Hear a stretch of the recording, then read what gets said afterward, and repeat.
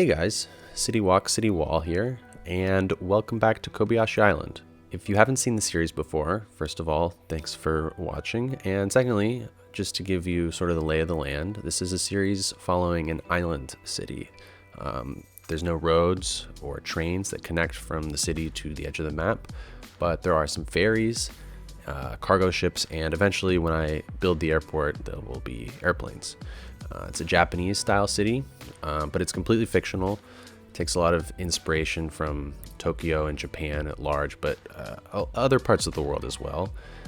Just sort of whatever fits what's needed for the time, but kind of keeping it cohesive. And overall, I'm just trying to find like a balance, between detailing and building quickly. I don't really want to get bogged down in the weeds and the details. I want the city to feel really big in the end, and so it's really like a tightrope. Trying to build quickly, but build something that looks cool from a distance for the scale of it. And I think I finally am. This is really the first episode that I'm starting to feel that scale. Hopefully you felt it too in those opening shots. I think it's starting to look really big. This is also the first time I'm steadily making money in my city. I'm in the green, which is awesome and happened way sooner than I was expecting. I play with unlimited money because I want to be able to build things in whatever order I want and not have to wait for money or balance budgets in order to buy a building. But I do really like to play with the general goal that my city makes a profit. Usually when I play this way, plopping everything instead of zoning, it's tough to start off in the green, and usually it's not until much later on when the city is really pretty big that you can turn a profit. But this episode and last episode, I probably added about like 10 or 15,000 people to the city, and because of that and all the offices and commercial buildings that went along with that, I am finally making a little money. I know it doesn't mean much when you play with unlimited money, but it's a goal of mine. Real quick before I finish, you've been watching me build this sort of flea market, farmer's market, outdoor market type place. This whole marina area here by the water is sort of like converted from back in the day when it used to be the city's main harbor and now isn't. So I'm imagining that this open concrete area here was like maybe a place where they stored and stacked shipping containers. And now it's sort of this semi-permanent market. I'm thinking it's the kind of place where maybe you'd see food or some furniture, antiques. And I'm thinking it's the kind of place where it's here every single day. But the vendors, because they're intense, maybe pack up all their stuff each night and then come back in the morning and set it all up again and fight for the best spots in the yard or whatever. To make the stalls, I use these awesome vanilla farmers market assets. I think they're from the Green Cities DLC, and mix those together with some of the prop tents and market stalls from the fish market last episode. And I think it turned out really well mixing the two of them. Right now I'm placing down like a parking lot for the people who come, the customers of this market. And I also, you saw at the beginning, I placed down storage for more finished goods that would be destined for the commercial buildings in downtown. So this is also sort of functions at least as as sort of a distribution place for goods and things that commercial buildings need around here. So for this next little while here, I'll be working my way towards this 5-way intersection, the really big one that you just saw me place down the skyscrapers around, and that one big building. That's going to be my main focus for most of the rest of the episode. I'm going to leave you guys for a second, let you just watch the time lapse, and I'll be back in a bit when we get over there and start building that.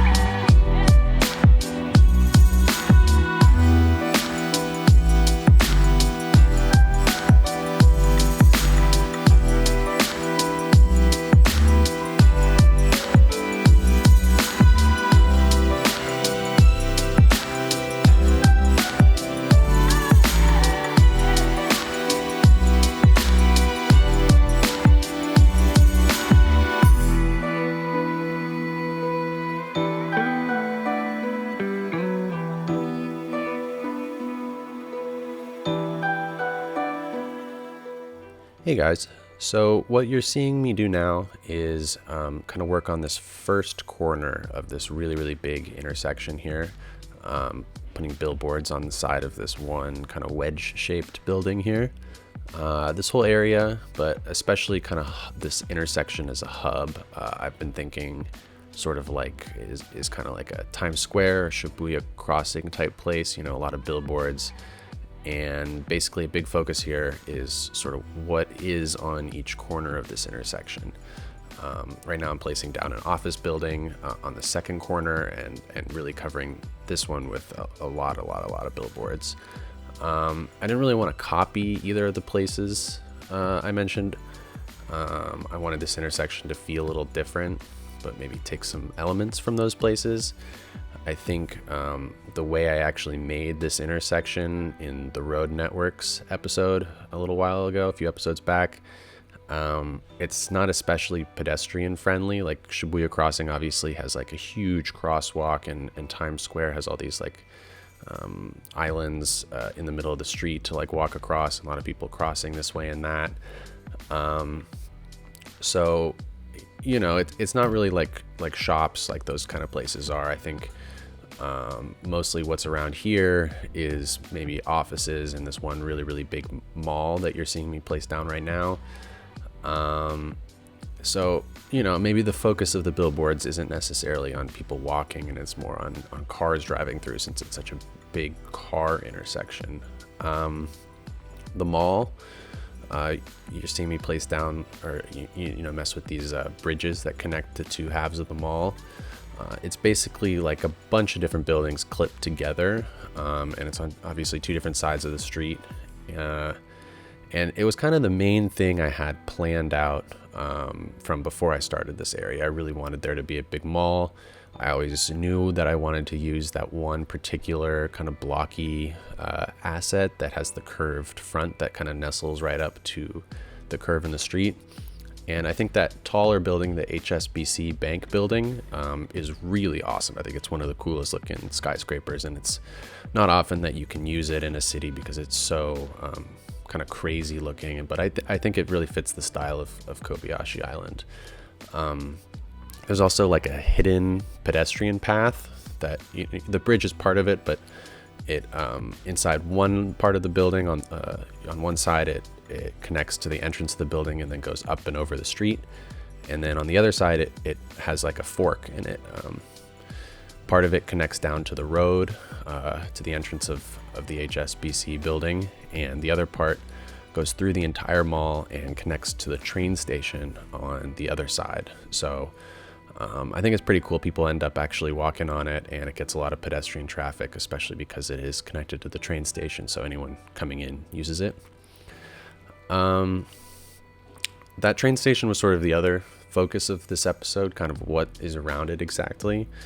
I think it's kind of cool, that station is at a diagonal compared to the road grids in this area. So what I wanted to do was kind of get some shorter buildings around and underneath and near it, so that it really accented, how this train station and this train line cuts through the downtown at an angle. I thought that was kind of a cool feature.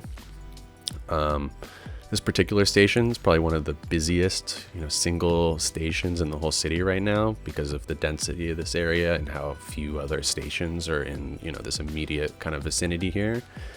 And I was thinking that this line sort of, right now it goes right to the central station, and dead ends there.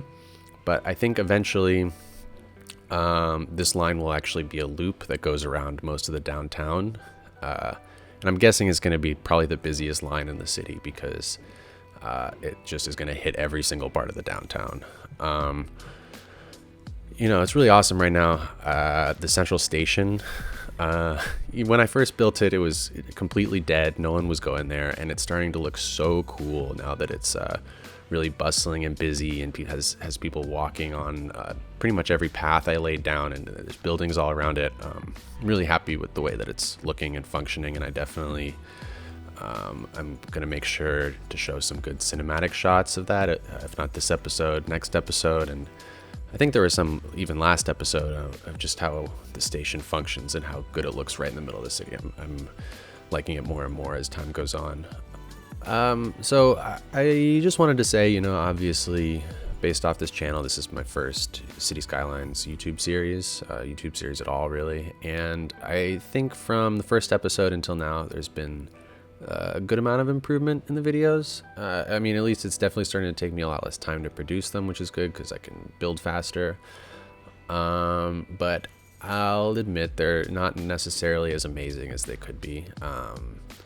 There's really been a lot of helpful comments on my videos, things to improve, tips for mods, that kind of stuff. And I just wanted to say thank you all. Keep it up. I mean, it's been really helpful and definitely made these videos better over time. It wouldn't be the way it is now without some of these comments from you. I know I haven't been able to necessarily implement them all, and that's mainly because the series is already going on. It's like halfway done. And it's tough to just add things in that'll change the style. So it's one of the reasons I'm really, really excited to eventually start a new series. It won't be for a while, but I can't really help thinking about it now. I think taking a step back, based off of how far I am now building this city at this point and how much more I want to build, my guess is that the series is going to end up being maybe 35, 40 episodes long. I've been trying to put them out about once a week, and I've actually been managing to film them a little faster than that. So I've started building up a really nice buffer of videos where I have a good amount of episodes saved up. And I want to make sure that when I finish actually building Kobayashi Island here at my house, I can still be releasing episodes every week for another month or two after, and kind of use that time to really do a lot more legwork than I did for Kobayashi Island, setting up the new project, making sure everything is really just perfect before I start. The style, the recording settings, the sound, the music, just really make it a little bit more professional than this series. Anyways, back to what's going on here. I've sort of been building out this area around the train station by the pier, or the piers, multiple piers. One of the things I've been thinking about doing in this downtown for a while now, and I finally did this episode, was to make a university with the campus DLC buildings, the IT university buildings, and just have them scattered kind of all throughout downtown, mixed in with residential and commercial and office buildings, sort of like New York University, NYU, in Manhattan. So what I did was, there's a lot of these campus IT buildings that are great and would really fit this area, but the main administration building, which is what is required before you can place down any of the other ones, really looked out of place and weird. It's got these like marble steps and these big pillars, and doesn't really fit Kobayashi Island, I don't think. So what I did was I hid it inside of that huge mall, completely clipped it inside of the other buildings, so that's there. You can place down all of the other university buildings all over downtown, but you just don't see that one particular building.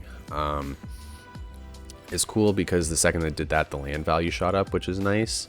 And I think over time, I'll be able to nestle in a lot of these university buildings. It'll be cool. Anyways, I just wanted to say, thank you all for watching. That's it for this episode. Next episode will be a lot of terraforming work. I'll leave you guys to guess exactly where that might happen.